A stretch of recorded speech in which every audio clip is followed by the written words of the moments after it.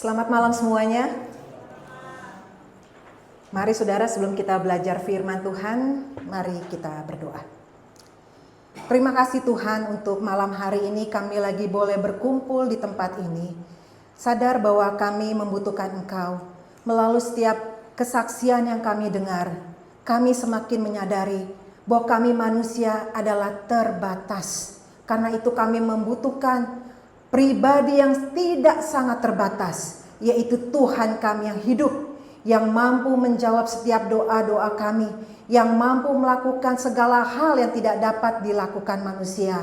Dengan mendengar dan melihat kesaksian nyata bahwa kami memiliki Tuhan kami yang selalu mendengar dan menjawab setiap seruan dan doa-doa kami. Karena itu harapan kami, andalan kami hanya Engkau Tuhan Yesus yang telah mati dan bangkit bagi kami.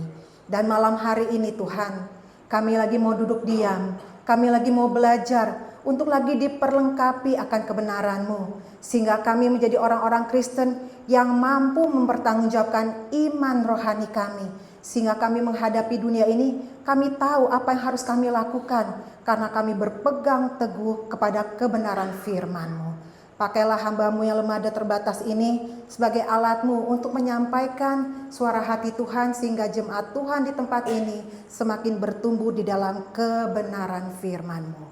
Di dalam nama Tuhan Yesus kami berdoa dan mengucap syukur kepada Bapa di surga. Setiap yang percaya berkata amin. Apa kabar semuanya? Sekali lagi saya tanya, apa kabar? Baik, puji Tuhan. Senang ya saudara, kita boleh berkumpul setelah 5 hari diberikan kesempatan oleh Tuhan untuk bekerja. Dan saat ini kita mau lagi belajar akan firman Tuhan. Dan kita bersyukur untuk setiap kesaksian-kesaksian yang kita dengar, itu menjadi kekuatan kita ya. Menguatkan kita bahwa kita tidak sia-sia kita berdoa. Dan kita bersyukur kita memiliki Tuhan yang mendengar. Dan hari ini saudara, atau malam ini, tema yang saya bawakan adalah konsep Alkitab tentang dosa. Semua sudah dapat ya kertasnya? Oke, saudara, apa yang dimaksud dengan dosa? Secara umum, kita menganggap dosa adalah soal perbuatan melawan hukum atau tindak kriminal. Misalnya mencuri, membunuh, berbohong, menipu, dan lain sebagainya. Tapi malam hari ini kita mau melihat dan mau belajar apa konsep Alkitab tentang dosa. Ada 3 arti dosa di dalam Alkitab, saudara. Pertama yaitu status atau kondisi kita adalah kehilangan kemuliaan Allah. Jadi definisi dosa pertama adalah kehilangan kemuliaan Allah. Mari kita lihat dari Roma 3 ayat yang ke-23. Karena semua orang telah berbuat dosa dan telah kehilangan kemuliaan Allah. Juga kita baca Kejadian 5 ayat ketiga. Setelah Adam hidup 130 tahun, ia memperanakan seorang laki-laki menurut rupa dan gambarnya, lalu memberi nama Set kepadanya. Saudara, sebelum manusia jatuh ke dalam dosa, gambar dan rupa kita adalah segambar dan serupa dengan Allah. Tapi setelah Adam dan Hawa jatuh, maka rupa dan gambar Allah itu dari dalam diri kita itu rusak. Sehingga manusia sejak jatuh dalam dosa, manusia lahir tanpa kesucian, tanpa kebenaran, tanpa hidup kekal. Dan pikiran manusia sudah tercemar oleh dosa. Kebebasan manusia jadi terbatas dan komunikasi dengan Allah jadi terputus.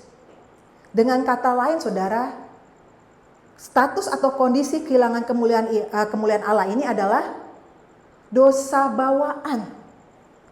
Karena itu sejak di dalam kandungan atau sejak lahir, bayi itu sudah berdosa. Karena apa? Bawaan dosanya itu dari Adam dan Hawa. Jadi status kita tuh sudah berdosa sejak di dalam kandungan. Contohnya seperti marga atau nama keluarga. Bayi yang ada di dalam kandungan itu membawa nama marga, bukan? Kayak saya nih, waktu saya di dalam perut mama saya ini sudah membawa nama Turangan. Bayi Turangan itu yang akan lahir. Jadi itu juga yang sama dengan dosa bawaan.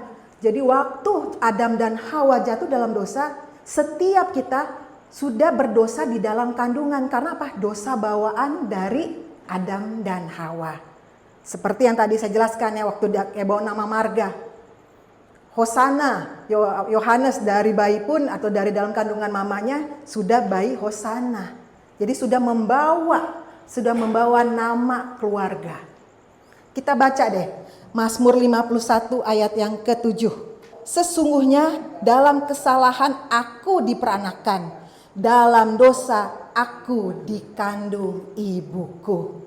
Jadi jelas ya dalam firman Tuhan, di dalam kandungan saja kita sudah berdosa. Karena apa? Kita kehilangan kemuliaan Allah. Rupa dan gambar Allah sudah rusak sejak Adam dan Hawa jatuh di dalam dosa. Arti dosa yang kedua menurut Alkitab adalah sifat dan karakter hati yang cenderung melawan Allah dan ingin melakukan hal-hal yang tidak baik. Kita baca dalam Kejadian 6 ayat yang ke-5. Ketika dilihat Tuhan bahwa kejahatan manusia besar di bumi dan bahwa segala kecenderungan hatinya selalu membuahkan kejahatan semata-mata. Kita baca juga Yakobus 4 ayat yang ke-17. Jadi jika seorang tahu bagaimana ia harus berbuat baik tetapi ia tidak melakukannya, ia berdosa. Saudara, dengan kata lain di sini bicara soal hati. Hati kita. Kalau hati kita sudah jahat, maka yang kita lakukan juga adalah perbuatan yang jahat. Jadi sebenarnya kayak seperti gini loh. Kita tahu nih, ini nggak boleh. Tapi kita lakukan. Kenapa? Karena hati kita yang udah jahat.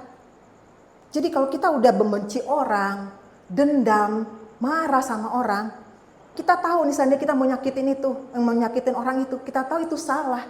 Tapi tetap saja kita lakukan kan? Karena apa? Karena hati kita yang sudah jahat. Jadi dosa yang kedua, arti dosa yang kedua adalah sifat atau karakter hati yang mau melawan Allah. Mau melawan sesuatu yang baik. Kita tahu itu nggak benar, kita tahu itu salah, tapi tetap kita lakukan. Karena apa? Karena hati kita yang jahat.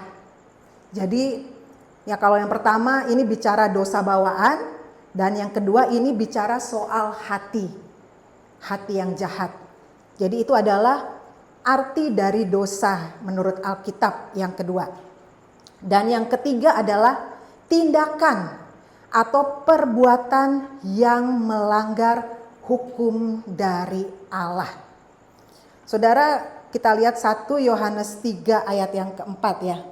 Dikatakan setiap orang yang berbuat dosa melanggar juga hukum Allah. Sebab dosa ialah pelanggaran hukum Allah.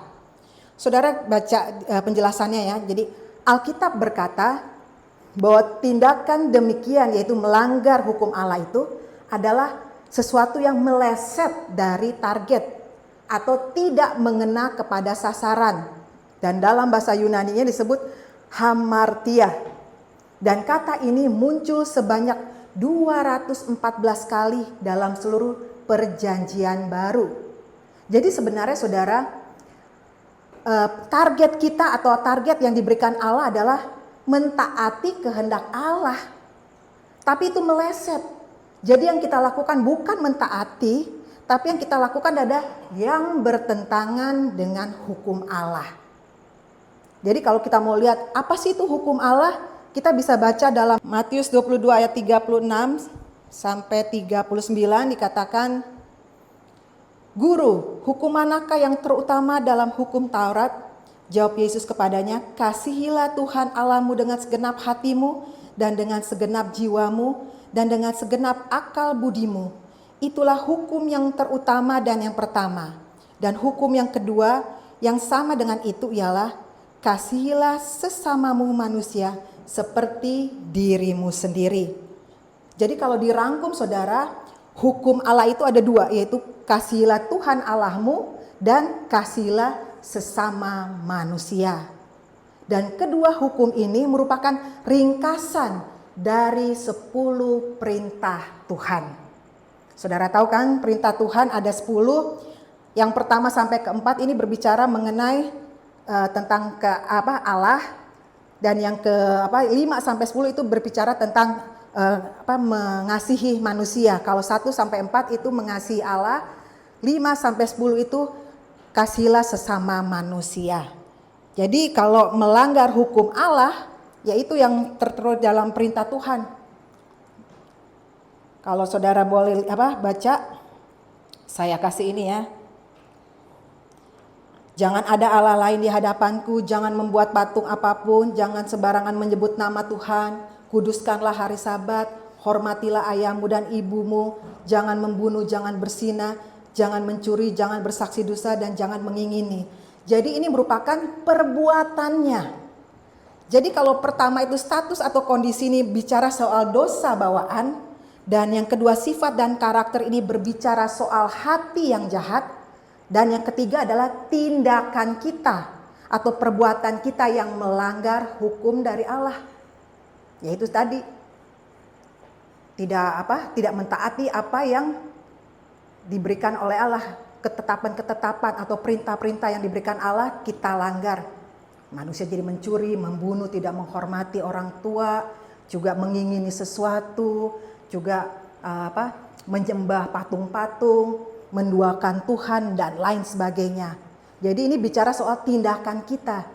Jadi saudara, secara keseluruhan definisi dari dosa menurut Alkitab itu ada 3. Mengenai dosa bawaan, yang kedua mengenai hati yang jahat, dan yang ketiga adalah perbuatannya.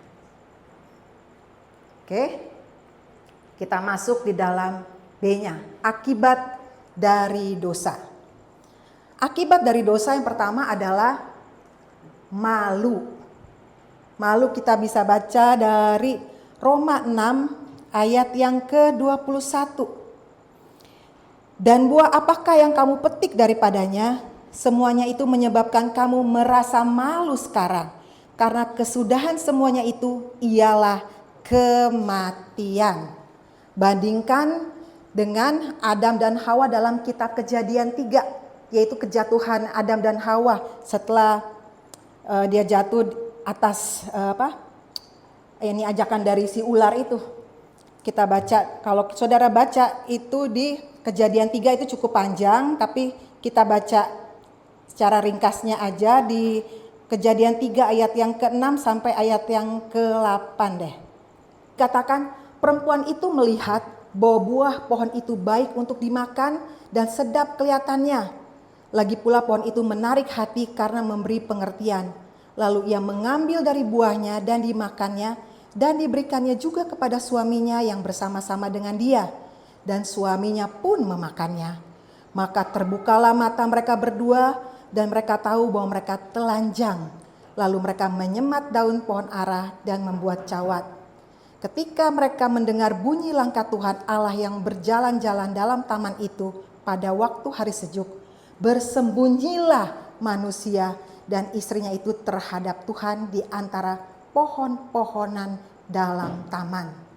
Saudara, dosa mengakibatkan orang yang melakukannya itu menjadi malu. Jadi Adam dan Hawa ketika dia melakukan dosa dan waktu Tuhan datang, mereka langsung bersembunyi. Karena mereka tahu, Tuhan tahu perbuatan mereka. Jadi ada perasaan malu. Malu itu kenapa saudara? Sebagai orang yang normal, waktu kita melakukan dosa, kita akan merasa malu. Karena apa? Karena kita di hadapan Allah, kita tidak sebanding dengan Allah yang Maha Kudus. Karena kita telah melakukan dosa sehingga kita menjadi malu. Allah yang Maha Kudus tidak bisa bertemu dengan dosa setitik pun. Jadi kita akhirnya apa? Malu. Kita tahu ini nggak benar. Makanya Adam merasa malu dan bersembunyi. Dan sejak kejatuhan itu saudara, Allah yang pertama kali dilakukan adalah menutup rasa malu dengan memberikan cawat kulit binatang bagi Adam. Contoh lain yang dalam Alkitab penyesalan dan malu juga siapa? Petrus. Petrus setelah perjamuan Paskah dia katakan kan bahwa ia rela kehilangan nyawa demi Tuhan Yesus. Tapi apa yang dia lakukan? Malam itu juga waktu ditanya apakah engkau mengenal Yesus? Petrus menyangkal Yesus sebanyak 3 kali. Dan akhirnya ia pergi keluar dan menangis dengan sedihnya. Saudara bisa baca dalam Lukas 22 ayat yang ke-62. Penyangkalan terhadap Yesus menyebabkan penyesalan dan rasa malu terhadap Tuhan. Jadi dosa mengakibatkan malu karena kita berhadapan dengan Allah yang Maha Kudus. Oke, akibat yang kedua, khawatir dan takut. Khawatir dan takut kita bisa baca dalam Mazmur 38 ayat yang keempat. Sebab kesalahanku telah menimpa kepalaku, semuanya seperti beban berat yang menjadi terlalu berat bagiku. Saudara, karena dosa itu membuat beban berat bagi kita, sehingga kita menjadi takut dan khawatir. Saudara pernah merasakan nggak? Waktu saudara merasakan beban atau masalah berat menimpa saudara di atas kepala saudara, akhirnya segala sesuatu yang saudara lakukan itu apa? Saudara menjadi takut kan? Menjadi khawatir. Waktu ada masalah yang berat, melakukan sesuatu kita bisa menjadi takut, jadi khawatir. Akhirnya bisa takut apa? Takutnya macam-macam. Takut gagal ujian, jadi takut mati, takut menjadi tua, takut nggak bisa dapat pekerjaan, dan berbagai macam ketakutan-ketakutan lainnya. Suatu hari, ada seorang ibu menelpon pendetanya di malam hari. Lalu pendetanya bertanya, ada apa bu?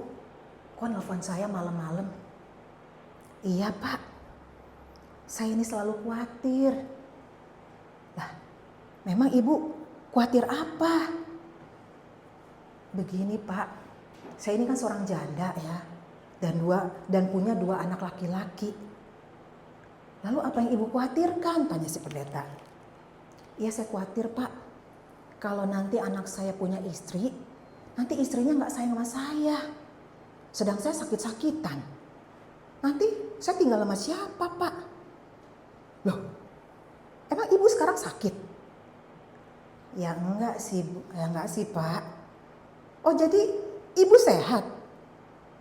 Lalu apakah anak ibu sudah punya pacar? Belum pak. Hah? Kalau boleh saya tanya, umur anak ibu umurnya berapa? Dan sudah bekerja di mana? Lalu si ibu dengan tersenyum berkata, mereka sih masih kecil pak. Nih lagi tidur di samping saya. Kata pendetanya, ya ampun. Saudara, kekhawatiran itu dosa. Karena apa? Sesuatu yang belum terjadi saudara sudah takut kan? Itu belum terjadi, itu dosa. Itu akibat dari dosa sehingga menyebabkan manusia menjadi takut dan khawatir. Yang keempat, penyakit dan kutukan. Akibat dari dosa yang ketiga maksud saya. Akibat dari dosa yang ketiga adalah penyakit dan kutukan. Kita baca dari Ayub 20 ayat yang ke-11. Tulang-tulangnya boleh penuh tenaga orang muda, tetapi tenaga itu pun akan membaringkan diri bersama dia dalam debu. Saudara, kalau saudara membaca ayat ke-20 ini ya, ini adalah perkataan dari temannya Ayub yang bernama Zofar. Di mana Zofar ini dia berbicara tentang orang fasik. Sebenarnya yang dia katakan ini adalah untuk menyindir Ayub. Dia katakan kesuksesan orang fasik bersifat sementara dan akan berakhir dengan kematian serta penderitaan bagi anak-anaknya. Sekalipun kejahatan mula-mula terasa menyenangkan, orang fasik akan mengalami penderitaan. Saudara, ucapan shofar ini sebenarnya tidak tepat untuk Ayub. Karena Ayub mengalami penderitaan bukan karena dosa atau bertentangan dengan firman Tuhan. Jadi tidak tepat shofar mengatakannya ini untuk Ayub. Dia menyindir untuk Ayub ini nggak tepat. Tapi bisa yang kita terima saudara, keberadaannya perlu kita terima. Apa?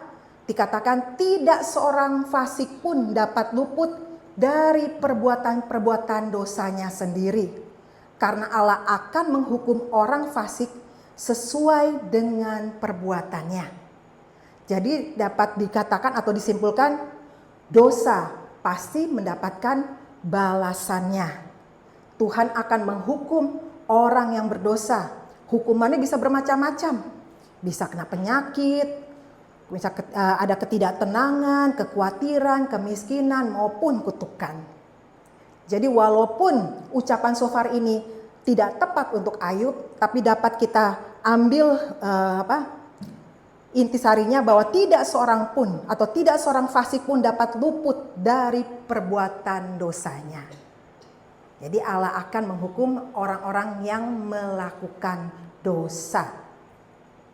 Yang keempat, akibat dosa yang keempat adalah kematian.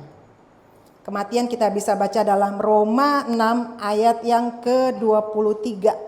Sebab upah dosa ialah maut, tetapi karunia Allah ialah hidup yang kekal dalam Kristus Yesus Tuhan kita. Saudara, Paulitan adalah seorang penulis buku Encyclopedia of 7,700 Illustration. Dia menceritakan pengalamannya saat mengikuti kelas kimia, di mana gurunya ini mengajak para murid-muridnya untuk melakukan eksperimen tentang seekor katak yang dibunuh secara berlahan-lahan. Di mana pertama-tama katak ini diletakkan di dalam gelas kimia yang berukuran besar. Kenapa? Supaya katak merasa nyaman dan leluasa bergerak. Kemudian gelas kimia tersebut diisi dengan air dan diletakkan di atas pembakaran dengan api yang sangat kecil. Air dipanaskan dengan api yang bersuhu kira-kira 0,17 Fahrenheit per detik, dan proses ini memakan waktu sekitar 3 jam hingga air benar-benar menjadi panas. Namun dalam proses tersebut saudara, katak tidak akan meronta-ronta karena saat itu ia tidak merasakan panas yang tiba-tiba. Katak itu tidak menyadari bahwa air yang berlahan-lahan panas tersebut sebenarnya bisa pelan-pelan membunuhnya. Dosa sebenarnya memiliki sifat yang sama seperti eksperimen tadi. Awalnya dosa itu memikat, lalu dosa itu akan membelenggu dan pada akhirnya sanggup membinasakan. Pelanggaran yang kelihatannya kecil yang kita lakukan atau sepele yang kita lakukan, itu bisa menjadi awal dari serangkaian dosa yang terus menggulung. Apabila seseorang mulai membangun kebiasaan berbohong, maka lama-lama ia akan terjerat dengan kebohongan-kebohongan lainnya. Dan pada akhirnya ia bisa berkompromi dengan dosa-dosa lainnya. Benar gak saudara? Iya ya. Kalau kita sekali berbohong, kita merasa seperti, wah saya salah ya. Tapi kalau kita mendiamkan suara hati kita itu, kalau itu salah, kita akan terbiasa dengan kebohongan-kebohongan itu. Sampai akhirnya kita akan berkompromi dengan dosa-dosa lainnya. Dan dalam firman Tuhan, Rasul Yakobus dengan jelas menguraikan, ini adalah cara kerja dosa. Di mana pertama-tama orang akan dicobai oleh keinginannya sendiri. Dan bila keinginan itu terus dibiarkan, maka akan melahirkan dosa. Dan jika perbuatan dosa terus dibiarkan, maka akan berujung pada kebinasaan. Sehingga dosa akan mengakibatkan kebinasaan atau kematian. Oke. Yang kelima, akibat dosa yang terakhir adalah hukuman kekal.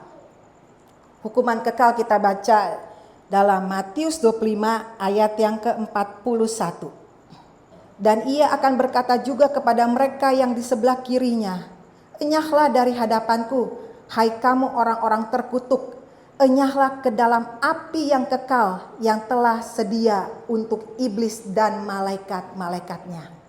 Saudara, dalam Matius 25 ayat 41 ini ya, Yesus berbicara tentang api yang kekal. Di mana api yang kekal ini sebenarnya dipersiapkan untuk iblis dan malaikat-malaikatnya. Namun malaikat yang jatuh ini berfungsi sebagai penggoda dan perusak umat manusia. Sehingga orang-orang yang jatuh di dalam dosa, nasib akhir mereka adalah penghakiman dan hukuman kekal. Kita juga baca dalam Wahyu 20 ayat yang ke-14. Tapi saya sambung dengan ayat yang ke-15. Wahyu 20 ayat ke-14 sampai ayat yang ke-15. Lalu maut dan kerajaan maut itu dilemparkanlah ke dalam lautan api. Itulah kematian yang kedua, yaitu lautan api. Dan setiap orang yang tidak ditemukan namanya tertulis dalam kitab kehidupan itu, ia dilemparkan ke dalam lautan api. Saudara, arti kata kematian kedua adalah, ngerti nggak? Kematian pertama itu adalah kematian jasmani. Sedangkan kematian yang kedua adalah kematian roh. Jadi itu yang dimaksud dengan kematian kedua. Dan kalau dikatakan orang yang tidak tercantum namanya dalam kitab kehidupan, ia akan dilemparkan ke dalam lautan api. Pada akhir segala sesuatu, setiap orang yang namanya belum tercantum di dalam kitab kehidupan, dia akan dibuang ke dalam lautan api. Dan kondisi ini adalah final, tidak bisa diubah lagi. Tujuan mereka tidak akan berubah, mereka akan selamanya masuk atau dilemparkan ke dalam lautan api. Semua yang tidak tercantum namanya di kitab kehidupan. Karena kematian kedua ini menunjuk kepada lautan api di mana mereka yang terpisah dari Allah karena dosa mereka dan akan tinggal secara kekal di dalam lautan api. Dan hukuman ini saudara di dalam Alkitab, mari kita lihat sebagai sebuah atau dua buah himbauan bagi yang sudah percaya maupun yang belum percaya. Bagi yang belum percaya, mari saudara mencari keselamatan hanya di dalam Yesus Kristus. Maka saudara akan terhindar dari lautan api. Dan bagi kita semua yang sudah percaya kepada Kristus, mari kita memiliki tugas untuk membagikan iman kita, menceritakan tentang Kristus, bahwa di dalam Yesus ada jaminan keselamatan. Di dalam Yesus ada kehidupan yang kekal. Siapa yang dimaksud dengan mereka yang akan masuk di dalam lautan api? Kita bisa lihat di dalam Wahyu 21 ayat yang ke-8. Mereka yang masuk di dalam lautan api adalah satu, tetapi orang-orang penakut, orang-orang yang tidak percaya, orang-orang keji, orang-orang pembunuh, orang-orang sundal, tukang-tukang sihir, penyembah-penyembah berhala, dan semua pendusta. Mereka akan mendapat bagian mereka di dalam lautan yang menyala-nyala oleh api dan belerang. Inilah kematian yang kedua. Jadi saudara, kematian kedua adalah kematian kekal. Roh kita di dalam lautan api selama-lamanya. Saudara, masih ada kesempatan. Terima Yesus sehingga saudara mendapatkan kehidupan yang kekal. Dan kesimpulan dari pembelajaran kita pada malam hari ini adalah dosa memberikan upah berupa kematian. Tetapi Allah memberikan karunia-Nya berupa kehidupan abadi melalui Yesus Kristus Tuhan kita. Amin. Di dalam Yesus ada keselamatan. Puji Tuhan. Terima kasih Tuhan untuk malam hari ini kami lagi belajar akan kehidupan kami. Ajari kami Tuhan untuk menghargai pengorbanan-Mu di atas kayu salib. Di mana kami bersyukur kami miliki Tuhan kami yang telah menunjukkan kasih-Mu yang besar. Engkau yang maha kudus, maha adil, maha besar, mau datang ke dalam dunia agar kami memperoleh keselamatan di dalam-Mu. Terima kasih untuk pengorbanan-Mu. Karena itu Tuhan, ajari kami untuk melakukan hal-hal yang bernilai kekal selama hidup kami di dunia ini. Sehingga pada saat nantinya kami boleh bertemu muka dengan Engkau. Dan Engkau mendapati kami sebagai hamba-hamba yang baik dan setia. Dan tolong kami Tuhan untuk tidak hanya memikirkan diri kami sendiri. Tapi biarlah kami boleh menjadi kesaksian yang hidup untuk lagi boleh menjadi berkat bagi sekitar kami, sehingga melalui hidup kami yang singkat ini ada jiwa yang boleh dibawa kepada Tuhan. Tolong kami untuk semakin setia kepadamu, tolong kami untuk semakin mengasihi-Mu, tolong kami untuk semakin mengasihi pekerjaan-Mu. Inilah hidup kami Tuhan, mau terus dipakai oleh Engkau sehingga boleh menjadi kesaksian dan nama Tuhan dipermuliakan. Terima kasih di mana dosa telah Kau ampuni melalui pengorbanan-Mu di atas kayu salib. Kami memuji dan membesarkan nama Tuhan. Di dalam nama Tuhan Yesus, kami berdoa dan mengucap syukur kepada Bapa di surga. Amin.